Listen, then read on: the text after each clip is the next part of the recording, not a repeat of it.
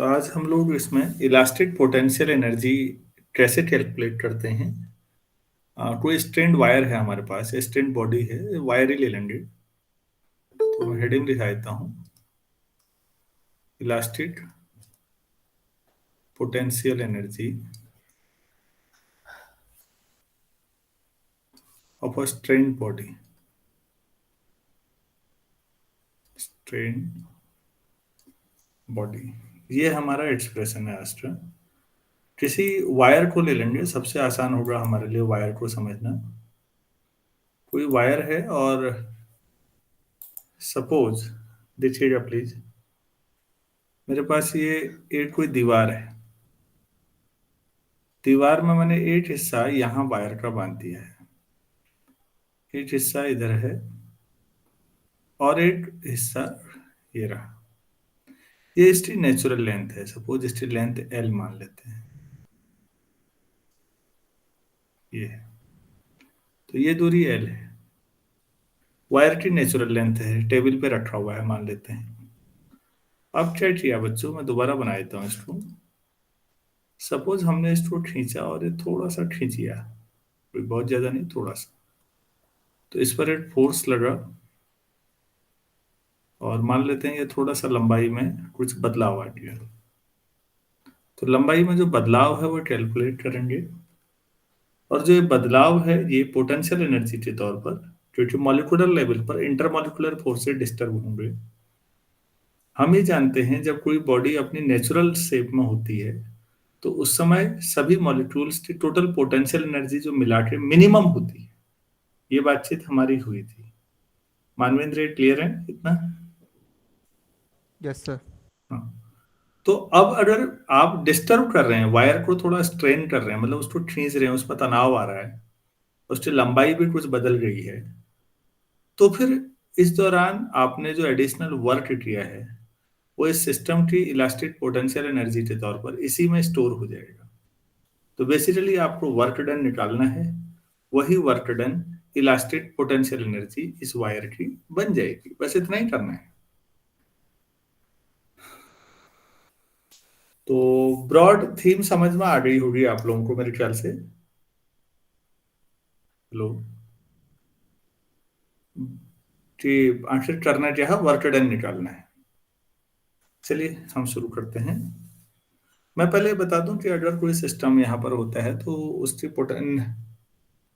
ये बात ना बहुत महत्वपूर्ण बात है। When a body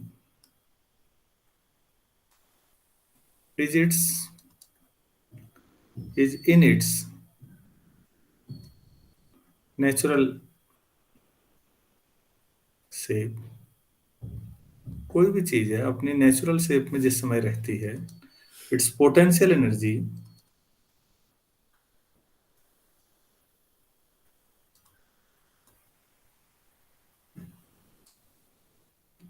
corresponding to molecular force वाला, हम करस्पॉन्डिंग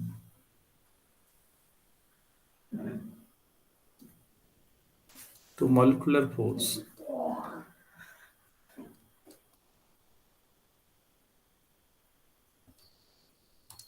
तो क्या होती है, कोई भी चीज अपनी नेचुरल स्टेट में जिस समय होगी बच्चों, हमेशा याद रखिए उसकी पोटेंशियल एनर्जी मिनिमम होगी। अगर आपको याद हो तो मैंने स्टेबल इक्विलिब्रियम, अनस्टेबल इक्विलिब्रियम और न्यूट्रल इक्विलिब्रियम तीन बताए थे ना। स्टेबल इक्विलिब्रियम उसको कहते हैं जहां पर किसी सिस्टम की पोटेंशियल एनर्जी मिनिमम है। तो आप अगर थोड़ा सा डिस्टर्ब भी करेंगे, स्टेबल इक्विलिब्रियम वो है जिसमें इक्विलिब्रियम को डिस्टर्ब किया भी जाए तो भी ऑब्जेक्ट वापस वहीं आ जाएगा। सपोज मेरे पास ऐसा कोई बर्तन है कढ़ाई टाइप का, उसमें एक बॉल रखी है। जाहिर सी बात है कि बॉल लोएस्ट पॉइंट पे रुकी होगी, तो पोटेंशियल एनर्जी इसकी मिनिमम होगी यहाँ पर। अब अगर आप बॉल को थोड़ा सा डिस्टर्ब कर दें और छोड़ दें तो वापस ये उसी स्टेट में आ जाएगी या नहीं? Yes sir. तो स्टेबल इक्विलिब्रियम वो है बच्चों जिसमें पोटेंशियल एनर्जी मिनिमम होती है, और अगर उस पोजीशन से डिस्टर्ब करने की आप कोशिश भी करें तो बॉडी की कोशिश होती है कि ना वापस मिनिमम वाले पे जाया जाए।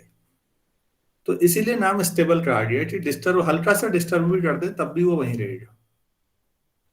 लेकिन अगर मैं कढ़ाई को ऐसे रख दूं और इसके ऊपर कोई बॉल रखूं ऐसे, तो अब ये हाईएस्ट पॉइंट पे रखी हुई है, तो ऑलरेडी इसकी पोटेंशियल एनर्जी हाईएस्ट है, तो ये अनस्टेबल इक्विलिब्रियम होगा।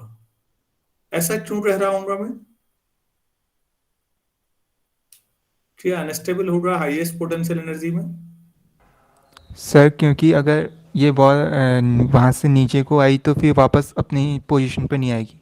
Very good. तो आप मतलब वो उससे दूर जाना चाह रही है ना, तो ये अनस्टेबल है, इक्विलिब्रियम पे है, अभी रुकी हुई है, तो जाहिर सी बात है इक्विलिब्रियम है। लेकिन ये इक्विलिब्रियम स्टेबल नहीं है, डिस्टर्ब होते ही हट जाएगा, जबकि पहला वाला स्टेबल था। तो पोटेंशियल एनर्जी अगर किसी सिस्टम की मिनिमम होती है तो वो स्टेबल इक्विलिब्रियम है, और पोटेंशियल एनर्जी अगर मैक्सिमम होती है तो वो अनस्टेबल इक्विलिब्रियम है।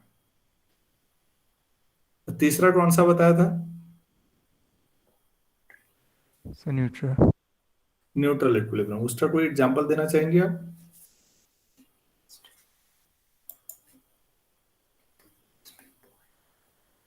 ये आपकी टेबल है, इस टेबल में यहाँ पर आपकी बुक रखी हुई है छोटी सी, तो यहाँ पर इक्विलिब्रियम में थी, आपने फोर्स लगाया और खिसका के यहाँ पहुंचा दी। ये पहले जहां पर थी वहां पर भी खुश है, जहां पर अब है वहां पर भी कोई ना, तो इसने दूर जाने की कोशिश करनी है और ना ही नजदीक जाने की कोशिश करनी है। ऐसे इक्विलिब्रियम को न्यूट्रल इक्विलिब्रियम कहते हैं। तो नाम से क्लियर है, कोई फर्क नहीं, वहां भी खुश थे यहाँ भी खुश हैं। तो तीनों तरह के इक्विलिब्रियम समझ में आ गए। Yes sir. हाँ, तो ये हमने पहले काफी चीजें पढ़ी हैं इस तरह की। तो आज मैं ये कह रहा हूँ कि कोई स्ट्रक्चर है आपके पास और वो अपने ओरिजिनल स्टेट में है, तो वो उस समय रुका हुआ है, तो ये आपके पास जो इक्विलिब्रियम है,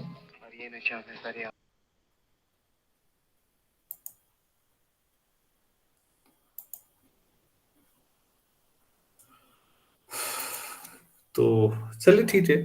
तो मैंने ये कहा कि आपके पास जो इलास्टिक पोटेंशियल एनर्जी जो हम आज कैलकुलेट कर रहे हैं, पहले उसके बारे में समझिए। ये है ऑफ अ स्ट्रेन्ड बॉडी और इसमें वायर ले रखा है। सपोज उसकी लेंथ एल है, अब हम इस तरह का ले लेते हैं। तो when a body is in its natural shape, its potential energy corresponding to molecular forces is minimum। ठीक है, नॉर्मली इस मिनिमम को हम जीरो ले लेते हैं बच्चों।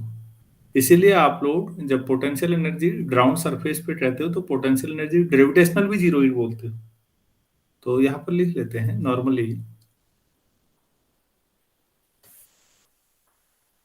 वी टेक इट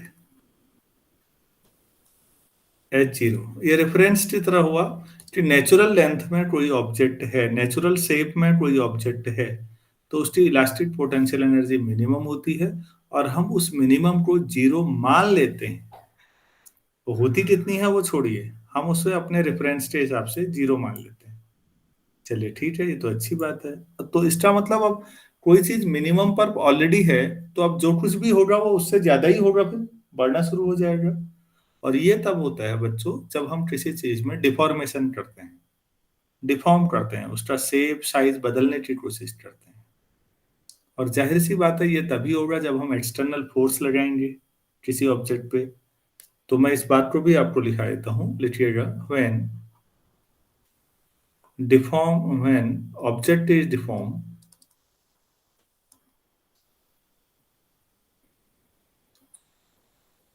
कोई भी ऑब्जेक्ट को अगर आप डिफॉर्म करते हैं तो क्या होता है, हमने पहले भी शेयरिंग पे बात हुई थी, internal forces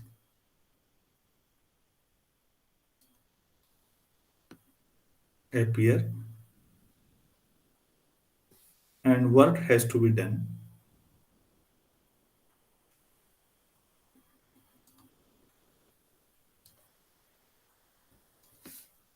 against these forces. कौन से फोर्सेज? जो एक्सटर्नल आपने लगाए थे उनके against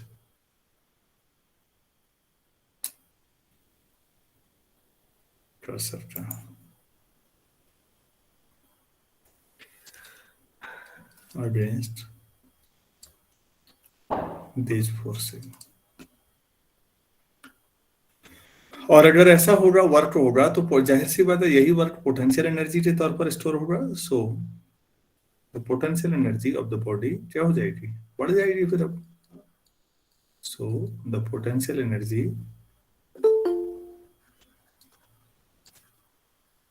of the body is increased.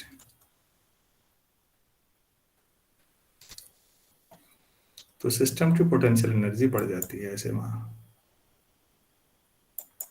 चलिए ठीक है।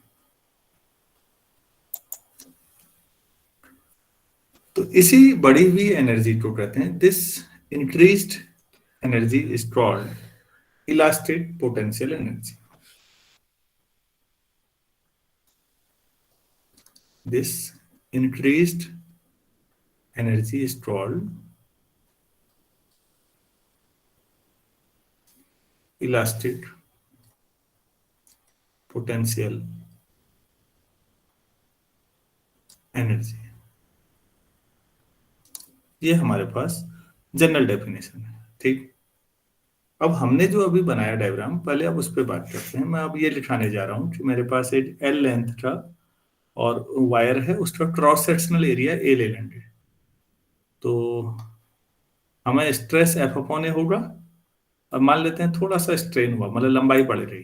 तो अब नई लाइन से लिखिएगा, ये तो कंसेप्चुअल प्लान था, अब थोड़ा मैथमेटिकल कर लेते हैं। Let us take a wire,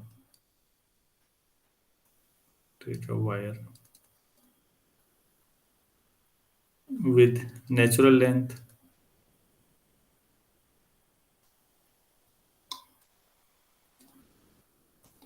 L and cross sectional area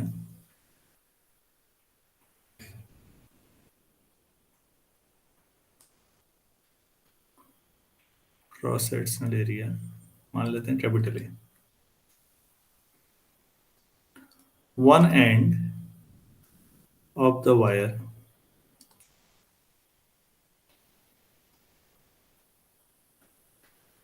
is fixed. Wire का एक हिस्सा हमने फिक्स किया है, वो आपने देख ही लिया ऊपर जो लिख बनाया था। और हम मानते हैं दूसरे एंड पे एफ फोर्स हमने लगा दिया, तो जिससे कुछ खिंचाव आ जाएगा वायर में। Suppose an external force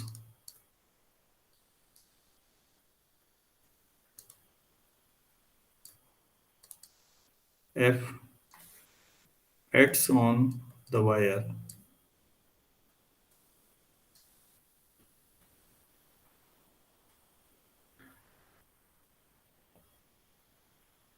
to strain the wire, to strain it लिख देते हैं। तो उसकी वजह से इसमें कुछ लंबाई में बदलाव हो गया। ठीक हो गया। तो अब सपोज जो टोटल लेंथ में बदलाव हो, स्मॉल एल मान लेते हैं। टोटल जो वायर की लंबाई बढ़ी, कैपिटल एल ओरिजिनल लेंथ है, स्मॉल एल उसकी लंबाई में इंक्रीजमेंट मान लेते हैं। Let L with the increase in the length, increase in the length। तो लेंथ में जो बढ़ोतरी हुई है, जो इंक्रीजमेंट हुआ है, वो एल है। ये तो टोटल है, ये तो इंटीग्रेशन की लिमिट के लिए काम आएगा। मान लेते हैं जिस समय एच से बढ़ोतरी हुई, उस समय कितना वर्क करना पड़ा। तो ये बीच ही प्रोसेस में रहा होगा जिसमें एच से खिंचाव आया होगा। when increase the length was x, मान लो किसी समय इंटरमीडिएट स्टेट पर, तो उस समय स्ट्रेन कितना होगा। स्ट्रेन होता है change in length upon original length, तो एक्स अपॉन एल होगा। Yes sir. और स्ट्रेस कितना होगा। Sir F upon A. Very good. तो बच्चों मेरे पास स्ट्रेस भी है, स्ट्रेन भी है, तो यंग्स मॉड्यूलस निकाल सकता हूं। कैसे सर निकालते हैं। सो यंग्स मॉड्यूलस क्या होता है? खाली यंग्स मॉड्यूलस लिखना चाहो ये भी ठीक है, और इलास्टिसिटी लिखना चाहो तो वो भी ठीक है। तो यंग्स मॉड्यूलस क्या हुआ? Sir stress up. Stress upon strain. तो स्ट्रेस है आपके पास एफ अपॉन ए, स्ट्रेन है एट्स अपॉन एल। तो ये यंग्स मॉड्यूलस है वाई। ठीक हो गया। तो भाई ये बताइए एफ कितना आएगा, सॉल्व करिए। ए वाई अपॉन एल इंटू एट्स। इसे आप वन कर लीजिए क्योंकि अब आपने फोर्स कैलकुलेट कर दिया। यहां पर एक चीज गौर करिएगा, फोर्स कांस्टेंट नहीं है। हाँ, क्योंकि एक्स बढ़ता जाएगा तो फोर्स भी बढ़ता जाएगा। जितना ज्यादा आपको खींचना है आपको उतना ज्यादा फोर्स भी लगाना पड़ेगा। ठीक हो गया। मान लेते हैं आपने थोड़ा सा इस एफ से थोड़ा सा डीएक्स डिस्प्लेसमेंट किया वायर में, बहुत ही कम। तो उस दौरान वर्क डन कितना होगा? Now work done by the external force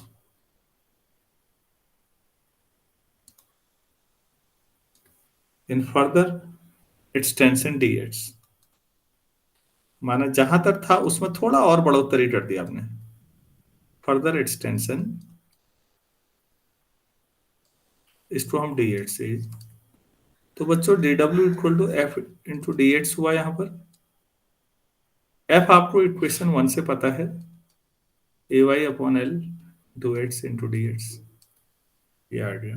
तो एक्स से अगर आप डिस्प्लेस कर रहे हैं इस दौरान वर्क इतना है, तो अगर पूरा जितना स्मॉल एल लेंथ में चेंज हुआ तो नेट वर्क डन क्या हो जाएगा?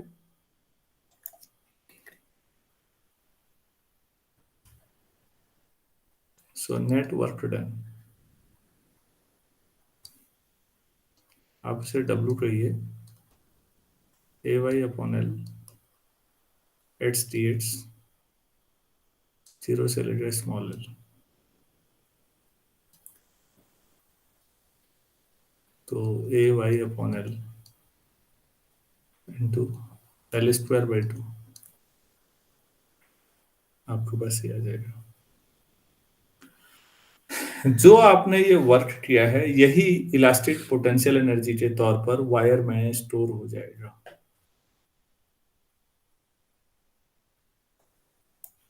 लिख भी देना चाहिए हमें ताकि आप लोग बाद में कंफ्यूज ना हो। This work will be stored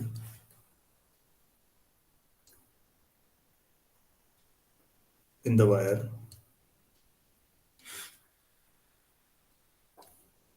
in form of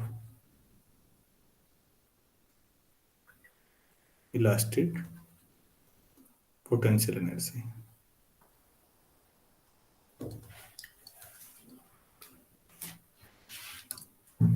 तो इसको थोड़ा सा ऐसा फॉर्मेट बना देते हैं जिससे याद रहे, अभी याद रखने लायक नहीं हो पा रहा है।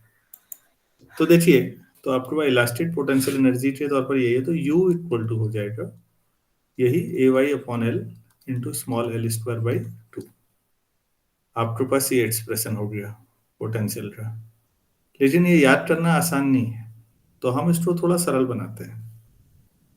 देखिए इसको कैसे लिखते हैं।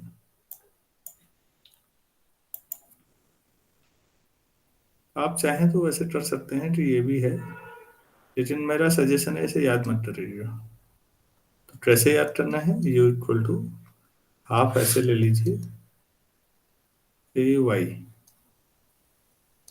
अपॉन ए वाई, एक एल भी ले लो, एल अपॉन एल, तो एक एल बचेगा। तो A Y L upon L. अब जरा देखिए प्लीज, यहाँ पर इक्वेशन वन है, एक चीज यहीं से देखते हैं। इक्वेशन वन देखिए प्लीज सभी लोग। इक्वेशन वन में बच्चों इक्वेशन वन,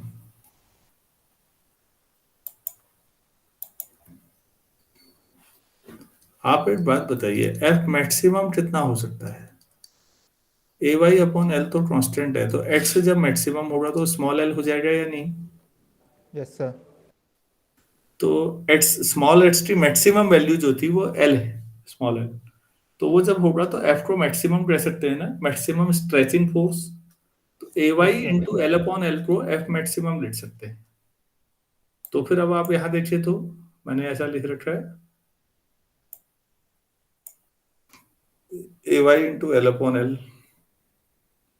तो आप लिखेंगे यू इक्वल टू हाफ, आप लिख सकते हैं यहाँ पर maximum stretching force, R A T C H I N G, stretching force, और इनटू, इसको क्या बोलेंगे आप? एक्सटेंशन। तो जितना एक्सटेंशन हो रहा है वायर में, और ये आपके पास फॉर्मूला आ गया। ठीक। थोड़ा इसको और बदलाव भी कर सकते हैं, एक और तरीके से भी लिख सकते हैं। एक बार और बदलाव करके कुछ नया लिखते हैं, देखिए। ऑल्सो, एक बार दोबारा, u इक्वल टू, देखिए प्लीज, हाफ ऐसे रखिए, y small L upon capital L कर देते हैं। ठीक है। अब ये तो हो गया एल अपॉन एल और ए एल। क्या ऐसा कर सकते हैं? देखिए, तो एल से एक एल कट जाएगा ऊपर, तो वही आएगा। तो y इक्वल टू हो जाएगा हाफ, क्या ये स्ट्रेस है?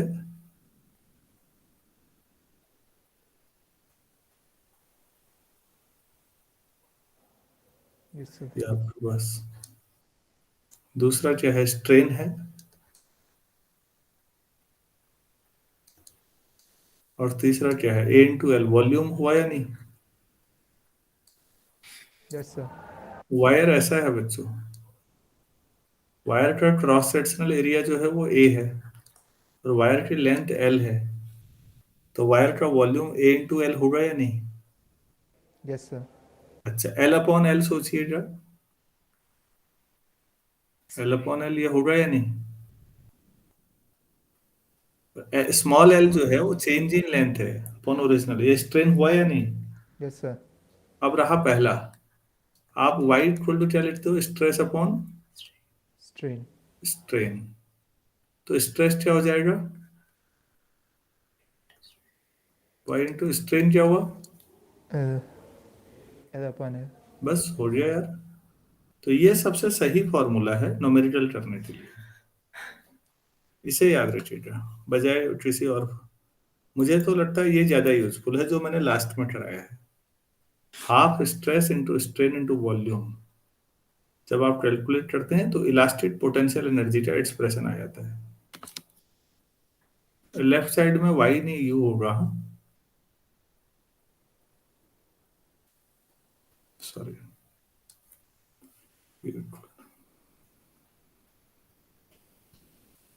तो इलास्टिक पोटेंशियल एनर्जी का एक्सप्रेशन ये आ गया।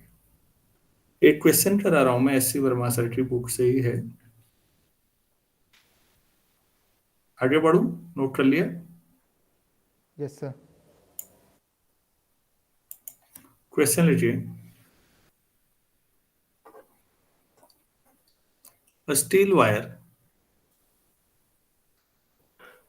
of length 2 meter is stretched through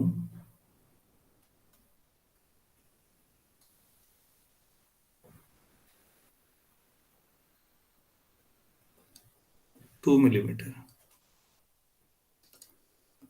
The cross-sectional area of the wire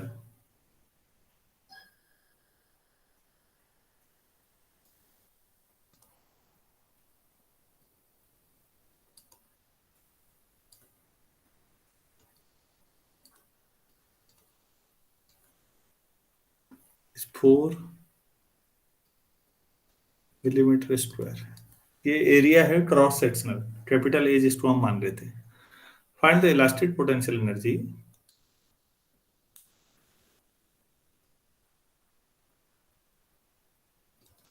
lasted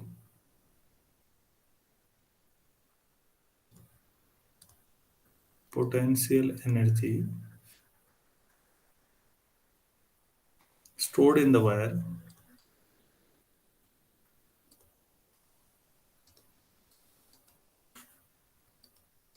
in the stress condition.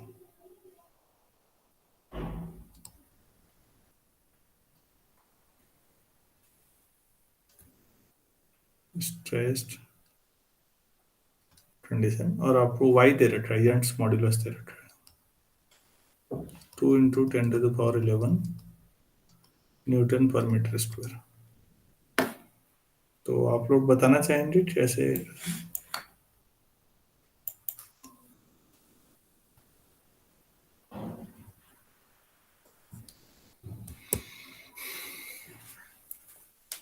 क्या क्या आपके पास है?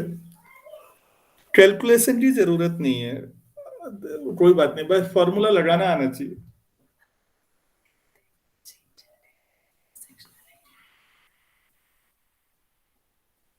हाँ बच्चों,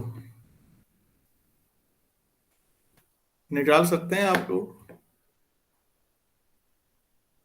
सर कोशिश करते हैं। अच्छा, इसमें कैपिटल एल मालूम है आपको 2 मीटर है, यस सर। ये पता है। तो ए कितना होगा cross sectional area? Sir 4 mm²।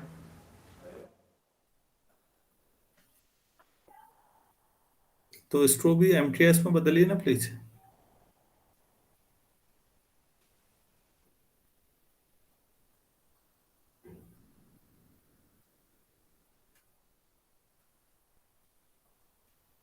Four 1 millimetre कितना होता है मीटर में बदलना हो तो? सर 1000। 10⁻³ बेटा। Yes sir. तो 1 मिलीमीटर स्क्वायर होगा तो? सर 1/10⁻6 मतलब हाँ, 10⁻⁻6। 2 × 10⁻⁶ मीटर स्क्वायर। ये हमारा आपके पास क्रॉस सेक्शनल एरिया ए आ गया। नहीं, स्ट्रेस तो 2 मिलीमीटर हुआ, तो स्मॉल एल आपके पास 2 मिलीमीटर है, क्रॉस सेक्शनल एरिया 4 mm² है। ठीक हो गया, वाई आपको मिला ही है। तो अब क्या आप स्ट्रेस निकाल सकते हैं? सारा डेटा है आपके पास? Yes sir.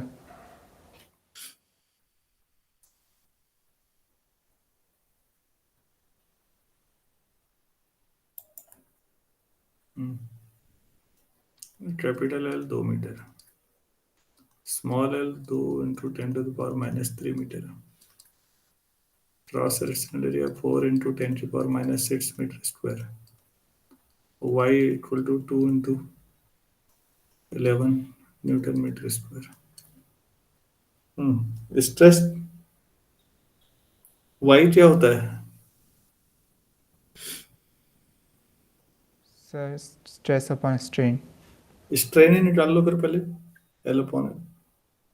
सब पता है आपको, इसमें स्ट्रेन भी पता है। स्ट्रेस निकालने की वजह से आप वाई पता है, स्ट्रेन पता है, तो स्ट्रेस भी निकाल लोगे और वॉल्यूम भी निकाल लोगे, N/L। तो सारी चीजें हैं ना बच्चों, कर लोगे? Yes sir. मैं इसको होमवर्क के तौर पर छोड़ रहा हूँ, और इसका जो आंसर है 0.8 जूल आएगा। खुद करें तो ज्यादा अच्छा रहेगा। ठीक है,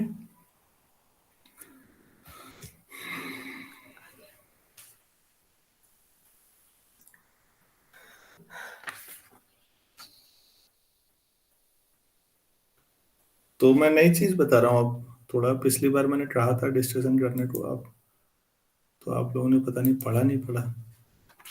तो हेडिंग डालिएगा,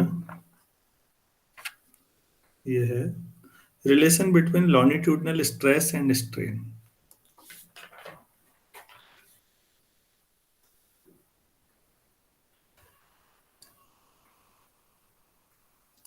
longitudinal stress and strain।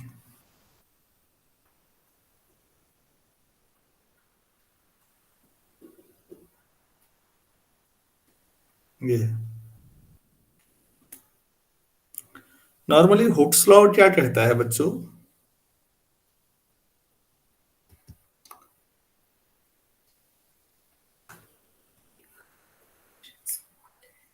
बहुत छोटे से डिफॉर्मेशन के लिए स्ट्रेस और स्ट्रेन दोनों डायरेक्टली प्रोपोर्शनल होते हैं ना। लेकिन अब हम छोटा डिफॉर्मेशन नहीं ले रहे हैं, हम किसी चीज को खूब सारा खींच दे रहे हैं, तो फिर क्या होता होगा, इस पे बातचीत करनी है। हुक्स लॉ से आगे जाना है। हुक्स लॉ बहुत छोटे से डिस्प्लेसमेंट के लिए है।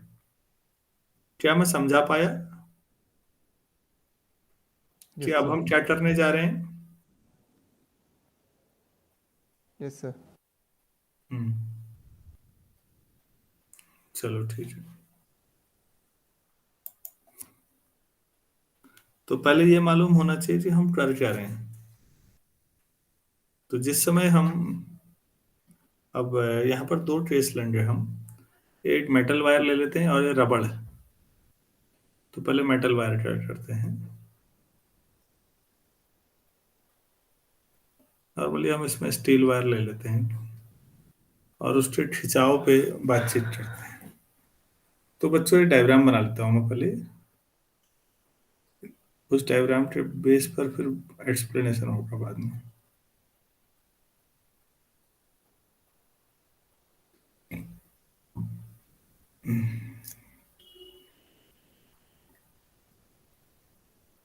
इधर को स्ट्रेन और ऊपर को स्ट्रेस।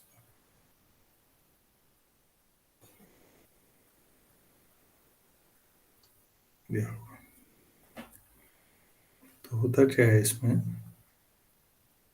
ग्राफ जो मोटे तौर पर बनता है नॉर्मली मेटेलिक वायर्स में, एक तौर पर ये सीधा जाएगा। सीधा का मतलब है इन दोनों का रेशियो प्रोपोर्शनल होता है ना, हुक्स लॉ जहां तक लगेगा वहां तक ग्राफ सीधा जाएगा।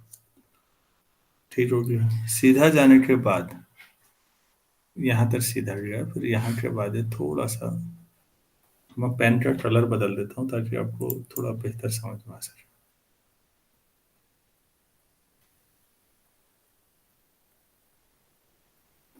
अच्छा, उसके बाद ये कर्व शेप में बनने लगेगा। हुक्स लॉ तो नहीं होगा इससे आगे, ये ऐसा आएगा इस तरह का। और फिर यहाँ से बढ़ना शुरू हो जाएगा और ये ऐसा कुछ आता लगता है बच्चों। मैं इस पॉइंट को ए नाम दे दूंगा जहां तक ये सीधा जा रहा था। फिर ये यहाँ तक बी जा रहा है, यहाँ तक सी है, इसको एक्सप्लेन करेंगे अभी। और फिर यहाँ तक आते आते ये डी है। तो यहाँ तक क्या होता होगा हम इस पे बात करेंगे। ये पोर्शन काफी हद तक स्ट्रेट है, ओ से ए तक। तो इस पोर्शन को हम लोग ऐसे जब बात करते हैं तो इसको इस दौरान हम ये कहते हैं कि इसका इलास्टिक बिहेवियर था इस मेटल वायर का। इसको एक्सप्लेन करेंगे अभी, मैं पूरा समझाता हूँ। मैं डायग्राम बना लूँ, आप लोग भी बना लीजिएगा। और जब बी से आगे का हिस्सा जितना भी है यहाँ तक, इसको कहते हैं प्लास्टिक बिहेवियर।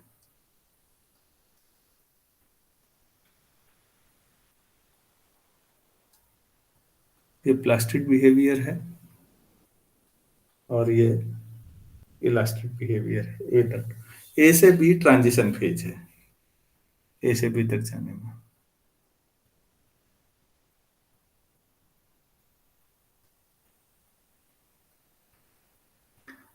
आप चाहें तो कुछ चीजें लिख सकते हैं कि ए जो है वो प्रोपोर्शनलिटी लिमिट है, बी इलास्टिक लिमिट है और डी लास्ट में फ्रैक्चर लिमिट है।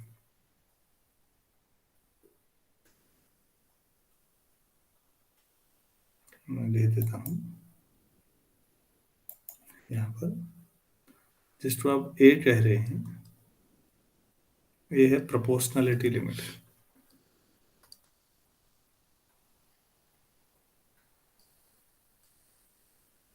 जो बी है वो इलास्टिक लिमिट है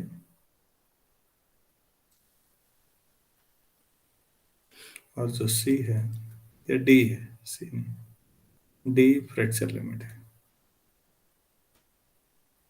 आप कोई मेटल वायर उठाइएगा, तो शुरुआत में क्या होता है बच्चों जी, आप फोर्स लगाइए तो स्ट्रेस और स्ट्रेन दोनों ही डायरेक्टली प्रोपोर्शनल होंगे शुरू में। दोनों डायरेक्टली प्रोपोर्शनल होंगे तो दोनों का रेशियो कांस्टेंट आएगा।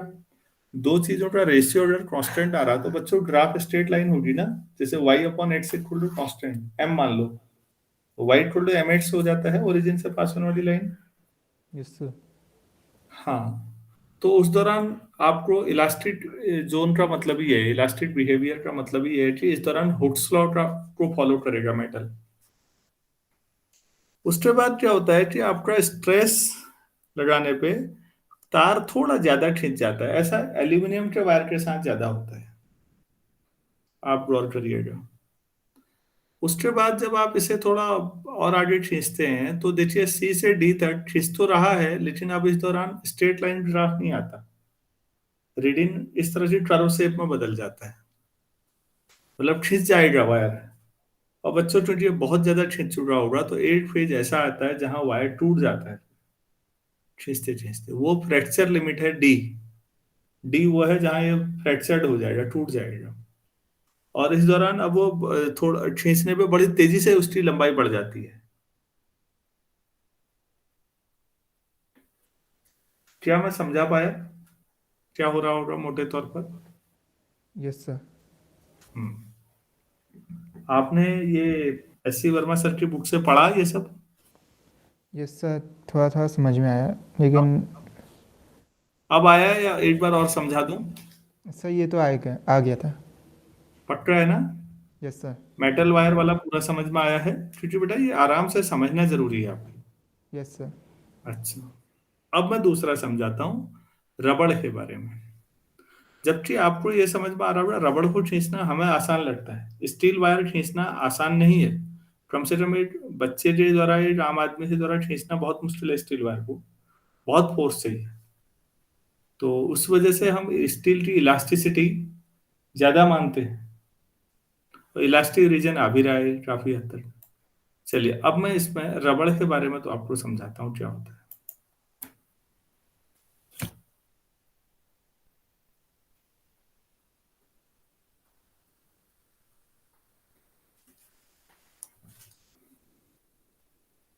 रबड़ का जिस समय भी हम बनाएंगे बच्चों,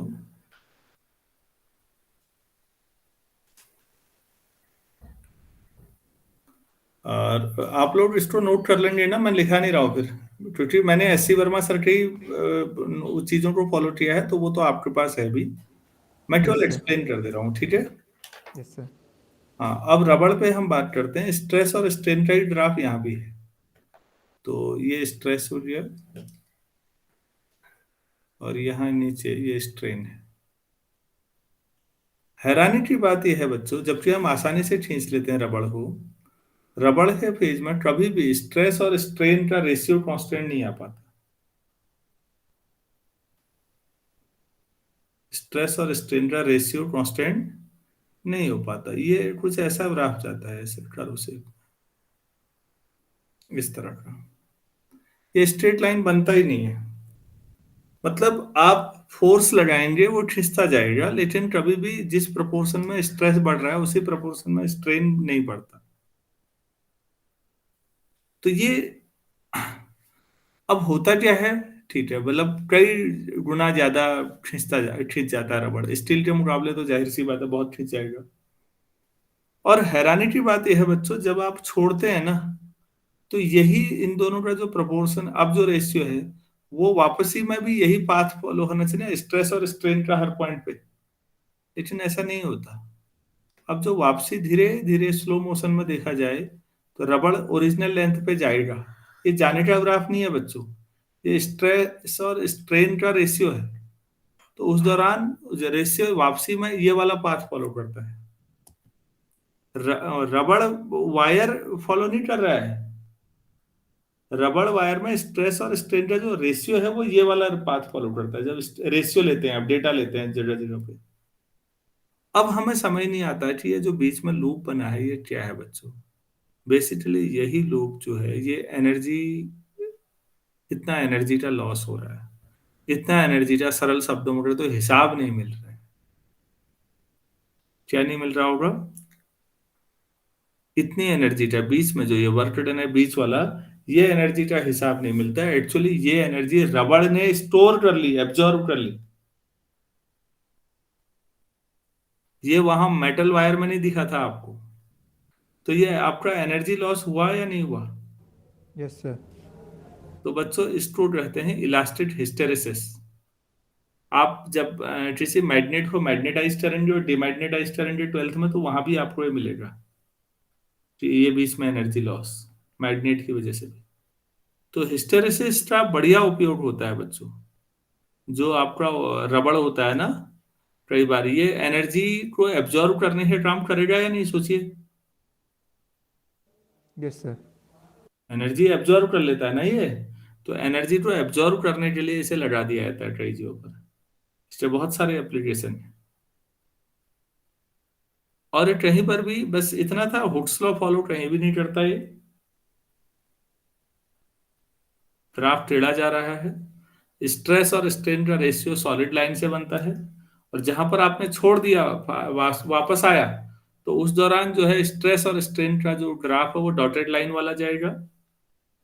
और इसमें बीच में ये जो लूप बनता है, इतनी एनर्जी का लॉस हो रहा होता है। एक्चुअली इतनी एनर्जी इस रबड़ बैंड ने स्टोर कर ली। तो फिर बच्चों ये बताओ, रबड़ भी बहुत सारे कैटेगरी का होता है। जिसके लिए ये बीच वाला एरिया ज्यादा होगा, वो ज्यादा रबड़, वो रबड़ ज्यादा एनर्जी स्टोर करता होगा, एब्जॉर्ब करता होगा। Yes sir. और जिसके लिए ग्राफ पतला जैसा आ जाए, वो कम एनर्जी स्टोर करेगा। बस ठीक हो गया। तो ये इलास्टिक हिस्टेरेसिस है बच्चों। अब क्लियर है? Yes sir. हम्म। तो फिर इसी के साथ मैंने इलास्टिसिटी की थ्योरी आपको समझा दी है। यहां तक किसी को कोई डाउट है किसी तरह का तो बोलो भाई। नो सर, कोई डाउट नहीं। कोई डाउट नहीं ना, एक बार इसको ढंग से पढ़िए। अब ऐसा है, क्वेश्चन तो एस सी वर्मा सर के लास्ट में करेंगे। अभी हम जो अब नेक्स्ट पढ़ेंगे वो सरफेस टेंशन के बारे में है। कल करते हैं इसको शुरू। सरफेस टेंशन काफी महत्वपूर्ण चीजों में से एक है। क्या है, क्यों है, इसका रीजन क्या है, और इसकी वजह से क्या क्या डेरिवेशन, क्या क्या चीजें हम नहीं सीख सकते। तो मानवेंद्र आज इतना ही किया जाए। Okay sir. चलो ठीक है बेटा, इसको करो। और कहीं नहीं आता है तो